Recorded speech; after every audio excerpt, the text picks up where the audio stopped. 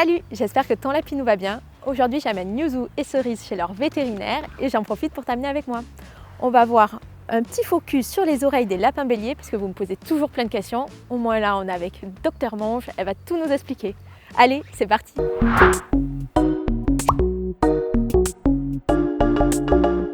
Avant de commencer, je voulais juste contextualiser un petit peu. On se retrouve ici avec Dr Monge, qui est docteur vétérinaire, mais surtout qui est diplômée du Collège européen de médecine zoologique avec une spécialité dans les petits mammifères. Elle exerce à l'ENVT, donc l'École nationale vétérinaire de Toulouse, où elle pratique, mais aussi elle enseigne aux élèves qui sont en formation vétérinaire. C'est pour ça qu'aujourd'hui avec nous, on a une étudiante qui va participer à la consultation. Et là, aujourd'hui, on va s'attarder sur les petites oreilles de Cerise, où elle va tout nous expliquer, tout nous montrer. Donc ça va être vraiment super intéressant. C'est parti! Combien on va pouvoir la peser comme ça, on contrôle son poids, puisque c'était un peu le sujet de madame. madame. Hop, vas-y, tu vois si jamais... Attends, deux. Voilà. 1 kg 900. Très bien. Allez, 1 kg 9. Ah oui, 1 kg 9. Ah, bah, franchement, c'est bien. C'est pas mal, hein. Donc là, en fait, je suis super contente parce que Cerise pesait 2,4 kg et il fallait qu'elle perde du poids. Elle fait maintenant 1,9 kg, donc elle est sur la bonne voie. Bravo Cerisou! Au niveau auscultation cardiaque, tu as quoi comme fréquence? Là, j'ai à 180. Ok. En plus, c'est assez fréquent chez le lapin bélier. La fréquence cardiaque peut être un petit peu plus basse. Ouais. Okay. Ça, on n'a pas d'explication. Mais c'est voilà, c'est assez fréquent, donc c'est des choses à toujours, de toute façon de base, à faire attention. Après, c'est une valeur qui est complètement normale, hein, quand même, pour un lapin. Ok.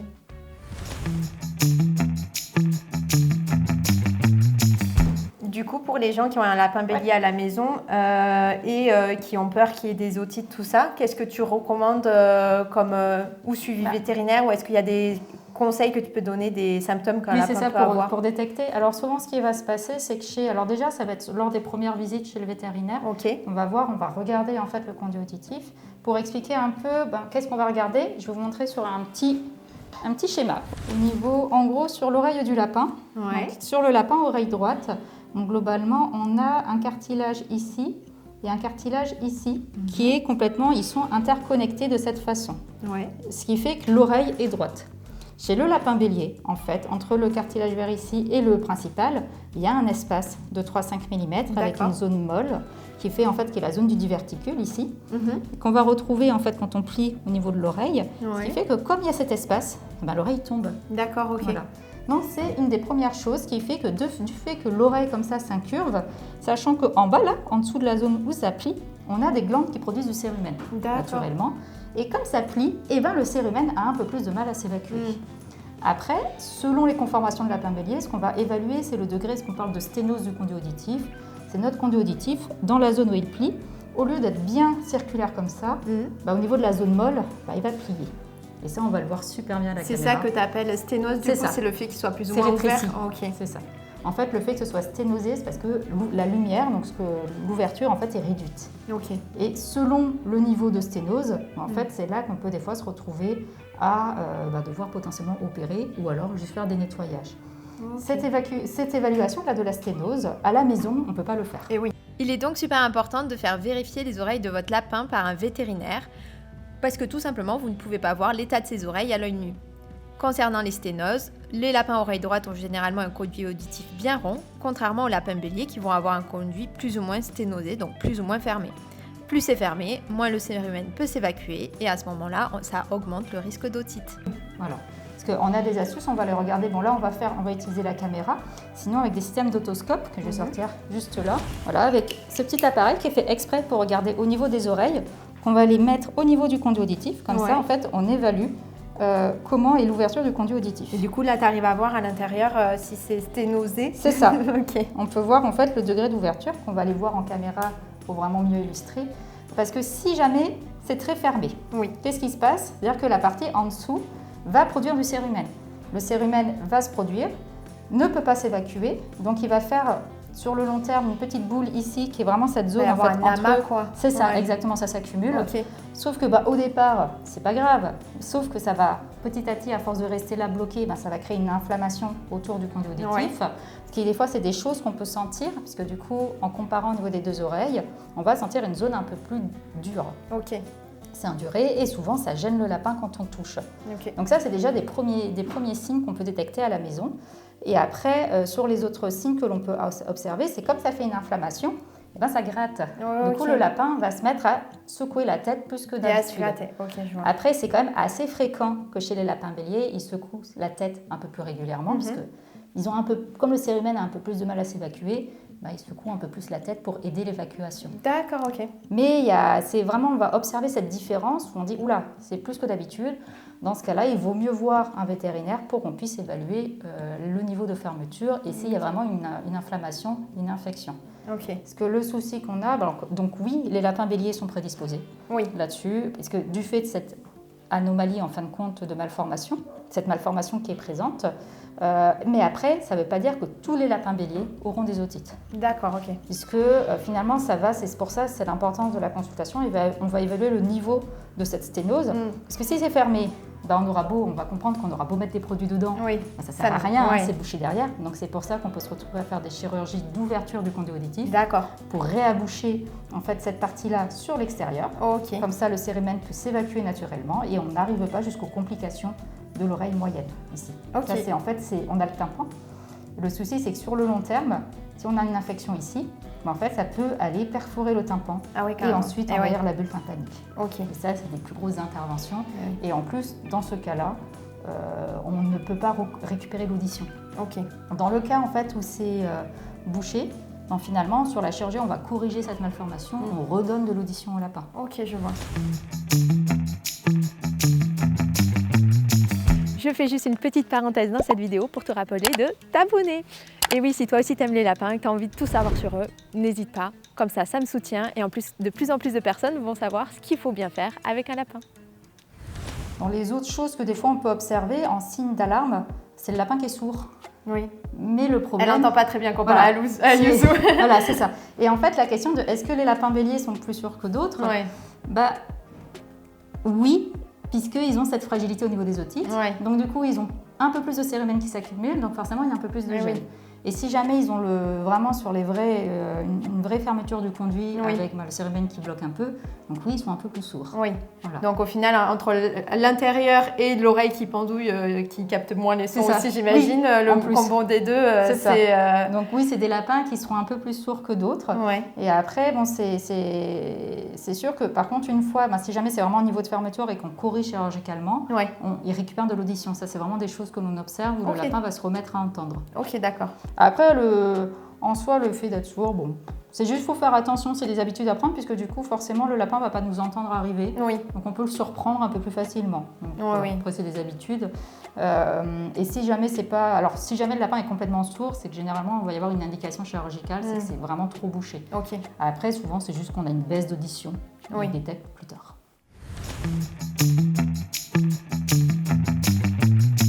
On me pose souvent la question, est-ce que je dois nettoyer les oreilles de mon lapin bélier ?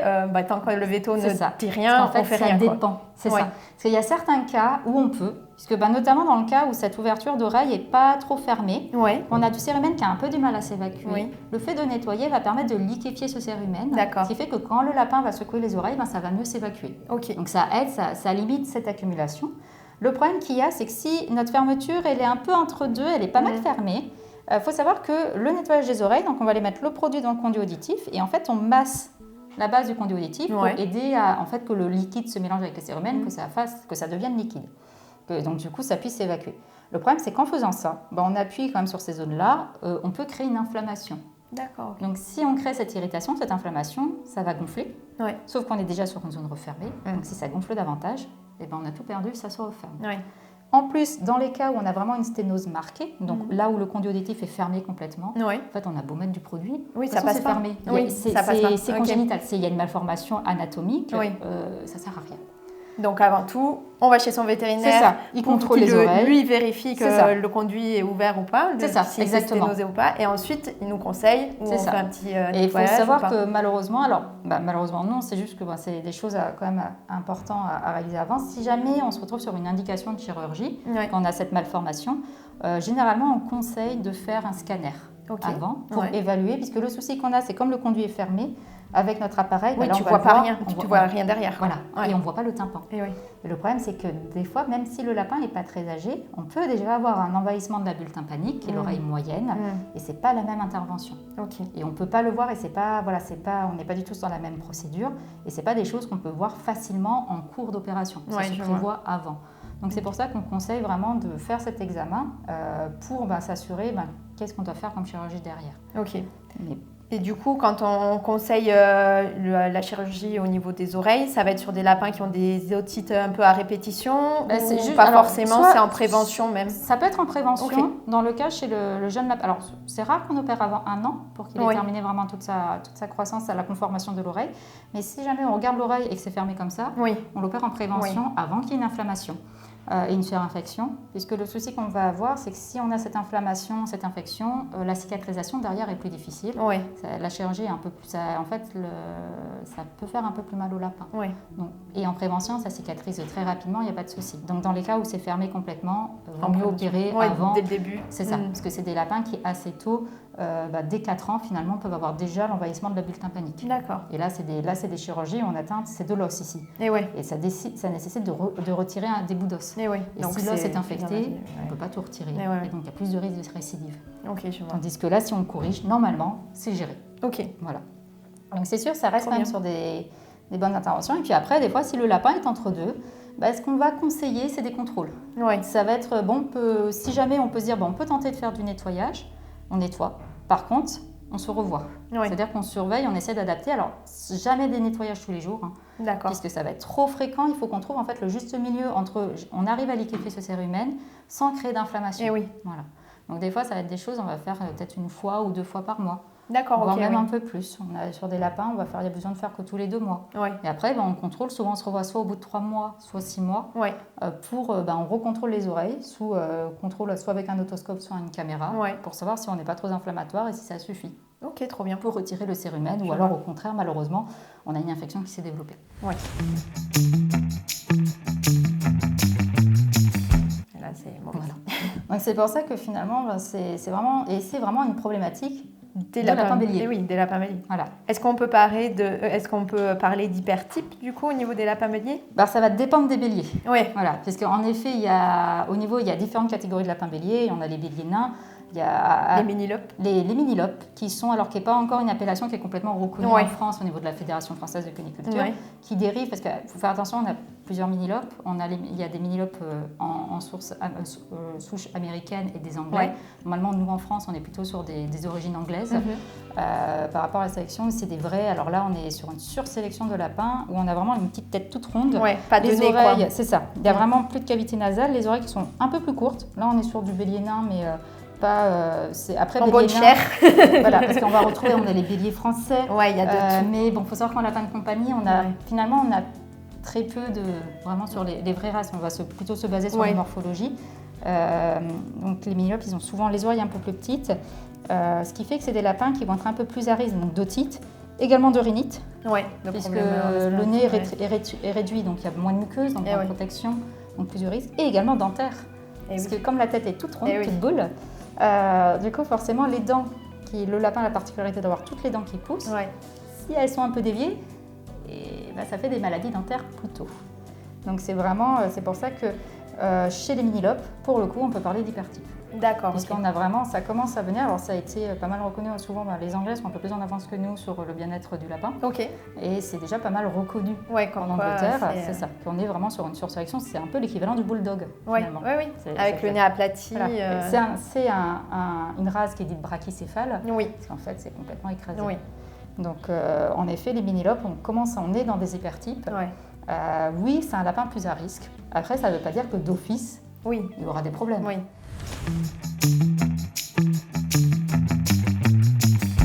Mais ça veut dire que, attention... On met plus de chances de notre côté quand même d'en avoir avec ce type. Après, ça veut dire que... Ça veut pas dire qu'il faut être au courant de ça. Et ça veut dire également que oui, c'est un lapin qui potentiellement coûtera plus cher en frais vétérinaires. Voilà. Maintenant vous savez, les lapins béliers et mini-lopes. Parce que potentiellement il va falloir lui opérer les 2 oreilles en préventif.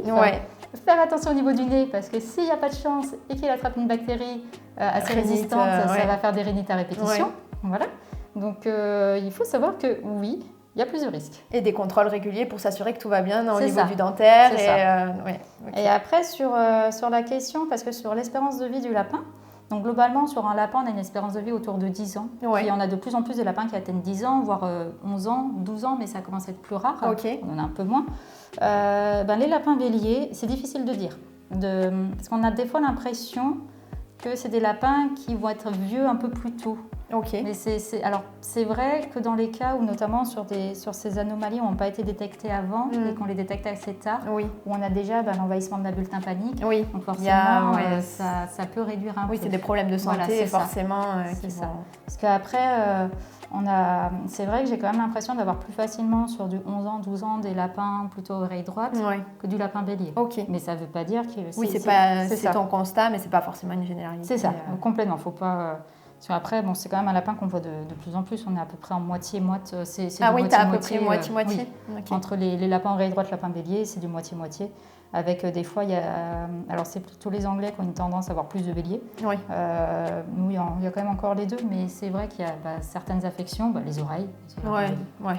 Les lapins oreille droite, on a des problèmes d'oreille, ça arrive, Ok. mais c'est pas en lien avec cette malformation. Oui.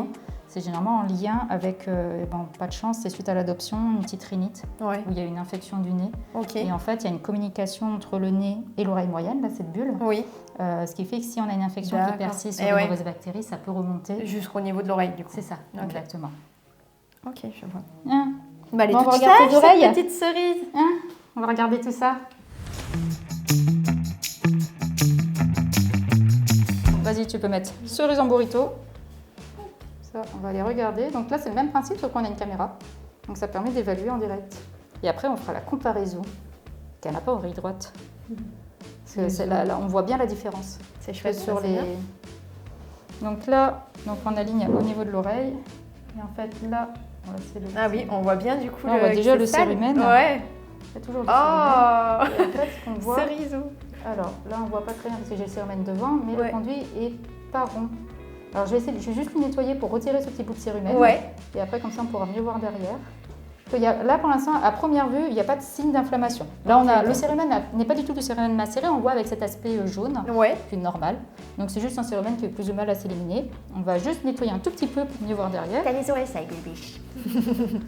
Mais ça, voilà, là, c'est pas... Par exemple, on a juste ça dans l'oreille, on s'en fiche, on nettoie pas à la maison. Ça. Oui. Ça va partir tout seul. Oui. C'est juste que là, je vois rien derrière. Oui, donc forcément. l'objectif c'est quand même de voir quelque chose. Comme on voit rien. Donc, niveau nettoyage, on a le produit. Deuxième poids. Hop là. On masse Et là, un elle peu secoue sa petite tête. pour faire remonter. On secoue l'oreille. Et voilà.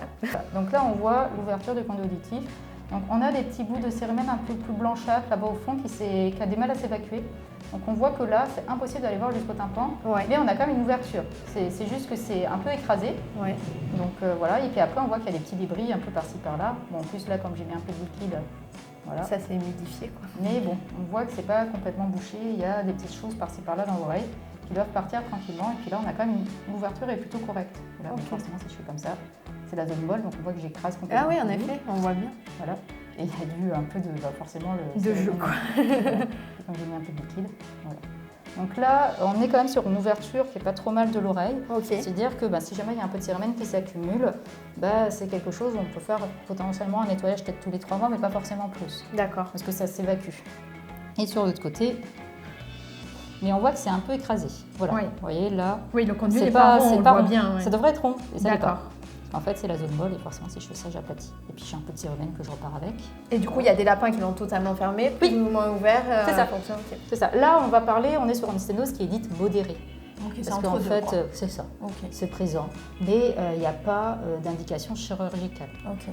Pour surveiller, par exemple, dans ces cas-là, si jamais ça. Parce que ça ne veut pas dire qu'il n'y aura jamais besoin de chirurgie, oui, mais en c'est tout ça. cas, il n'y a pas de chirurgie en préventive nécessaire. Puisque ça peut s'évacuer, elle peut très bien faire sa vie longtemps sans problème. Ouais. Des fois, en prenant un peu d'âge, ça peut avoir plus de mal à s'évacuer. Les signes qu'on va détecter, c'est qu'on va conseiller de temps en temps de palper comme ça à la base où l'oreille plie. D'accord. On a en fait, quand on fait comme ça, on sent quelque chose qui remonte un peu, qui est le Ouais. cartilage. Et en fait, on a une petite zone molle, qui est la zone du verticule, qui est la zone entre ces deux cartilages. Le moment où il y a une petite boule qui apparaît là, c'est qu'en fait, ça ne s'évacue plus. Et il faut corriger parce que ça va s'infecter. Okay. Donc voilà, côté cerise, l'aspect des oreilles, puis on va comparer après avec les oreilles normales.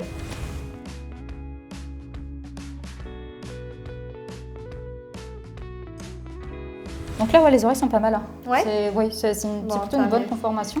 C'est bien. Après, souvent, voilà, on va le voir dans les petites assises. Des fois qu'on voit, ça va être sur les tailles des oreilles. Si en lapin bélier, si vous avez un lapin bélier qui a les oreilles comme ça, généralement, c'est qu'il a c'est court, plus c'est sujet. Ça a été super sélectionné. Ouais. Parce que finalement, le lapin bélier, le bélier nain, il va descendre c'est des croisements sur les béliers français et le lapin polonais. Qui est le premier, qui est le vrai premier lapin nain, qui est le blanc, soit on l'appelle le blanc hermine ou le lapin polonais, qui est vraiment le tout petit, qui a été sursélectionné avec la tête ronde et les mini-oreilles. Ça, et en fait, sur les hypertypes sélectionnés par la suite, c'est vraiment, on retrouve cette conformation d'oreille très petite. C'est ça. Okay. Donc si jamais on trouve un lapin bélier avec des assez grandes oreilles sur ce format d'oreille, normalement, il y a moins de risques. Okay. C'est déjà des signes qu'on peut avoir. Et c'est pareil, ça va être la forme de la tête.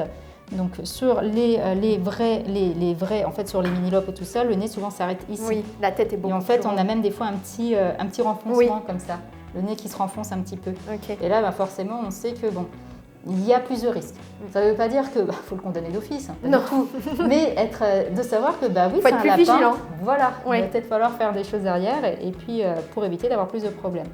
Là, sur des conformations comme ça, il y a moins souvent de soucis. Et ce qu'on peut faire, comme on a la caméra, on peut même regarder les dents en même temps. Voir un peu à quoi ça ressemble. Elle mange bien son foin. Elle mange très très bien. Ça, c'est une goulue.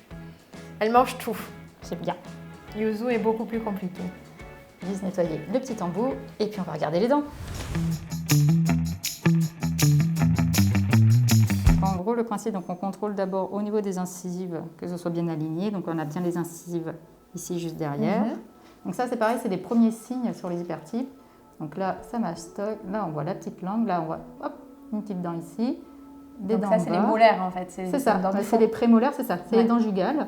Donc on voit le plateau d'en haut, le plateau d'en bas. Donc on voit, il y a des petites pointouilles qui sont. Alors c'est normal, c'est par rapport aux mastications chez le lapin qui est en latéraux-latéral. Donc là, en gros, c'est pas encore des vraies pointes dentaires. On voit bien que ça ne blesse pas.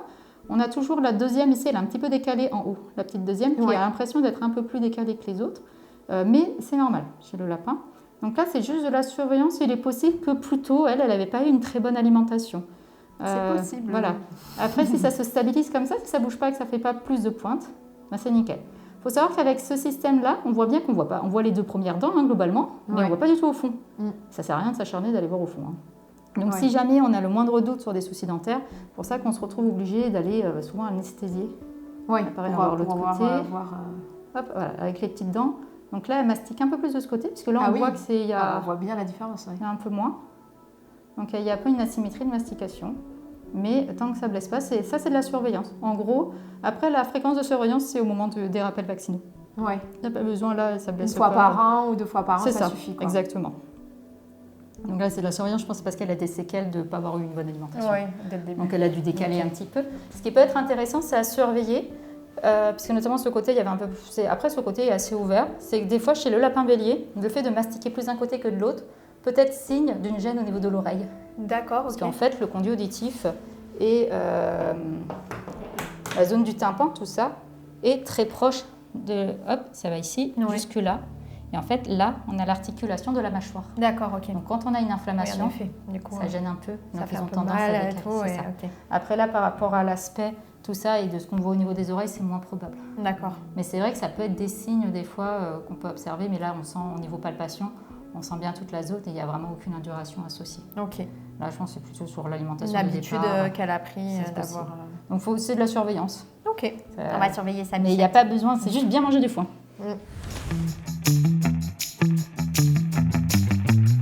Et regardez ces petites patounes. Hop, tout va bien au niveau de sa petite pododermatite. Donc là, parce que les lapins, il n'y a pas de coussinet. Donc on a toujours là, c'est une petite pododermatite qu'on regarde, mais qui est toujours présente. C'est rare qu'on n'en ait pas. Il faut vérifier que ça ne s'étende pas. Donc c'est nickel. Il faut faire attention puisque forcément, un des facteurs favorisants de ça, c'est le poids. Ah bon? Bah oui, parce que si on est un peu plus grosse, on met plus de poids. Du coup, ça abîme les poils. Mais là, non, c'est tout. On peut peut-être lui profiter on peut même lui couper un peu les griffes si tu veux. Ouais, clairement. Je t'avoue que dès que je sais que je viens, Bah ouais. je te laisse faire ça. Battez-moi ce pompon. Elle a un pompon. Un grand pompon. Ah, c'est une grande fille, ça. Allez, coupe griffe. Tiens, vas-y, tu peux couper griffe. Du coup, il y a 5 doigts à l'avant, 4 doigts à l'arrière. Il y a le petit pouce qui est plus compliqué. Ouais. Pareil, souvent les griffes, soit on peut faire à la maison, donc sur les astuces, parce que là, forcément, chez le vétérinaire, c'est simple. Ouais, c'est toujours plus simple. C'est pour ça qu'on vous laisse faire la plupart Voilà. du temps. Donc c'est pour ça qu'il ne faut pas hésiter à chaque fois sur les visites, comme on a les visites la visite vaccinale, on coupe les griffes en même temps. Ouais. Nous, on le fait systématiquement. Le pouce, on le fera à la fin, je te la mettrai en C. Ouais. Parce qu'ils ont le petit pouce, en fait, qui est un peu À replié. l'intérieur, C'est ouais. ça. Donc souvent, à la maison, c'est assez C'est le galère. plus compliqué C'est à ça. couper, oui. Donc nous, souvent, après, on la bascule en C, on la met contre nous pour avoir les patounes comme ça. Ouais. Et ça peut être un peu plus simple. Et du coup, alors après, souvent, quand on a les lapins qui ont les griffes foncées, c'est pas évident. Oui. Ce qu'on va conseiller, c'est que ça dépasse pas trop des poils. On se base un peu là-dessus. Quand c'est essaye de transparent, trouver des on voit un petits... peu la veine. ouais.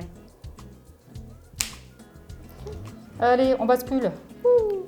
Une manucure pour la petite fille. Allez. Que là, voilà, on a les pouces à l'intérieur. Et en plus, il peut avoir tendance à pas mal pousser parce qu'on a tendance à les oublier à la maison, ceux-là. Ouais. Parce que c'est hyper dur à faire à la maison, soyons honnêtes. Ben, tous les lapins ne sont pas très dociles et la plupart du temps, c'est une galère. Mais c'est pour ça. Donc là, il faut vraiment profiter de la visite vaccinale parce que le lapin n'est pas dans son environnement, donc il n'est plus rien. Ben oui, c'est vrai qu'elle est super sage, cette petite-là. C'est la magie chez le vétérinaire. Oui, c'est toujours plus simple. Mais bon, c'est aussi l'occasion de voir un peu comment on fait. C'est bien de demander à son vétérinaire des conseils à ce moment-là, quoi. Ah, celui-là, ça va. Ça va aussi.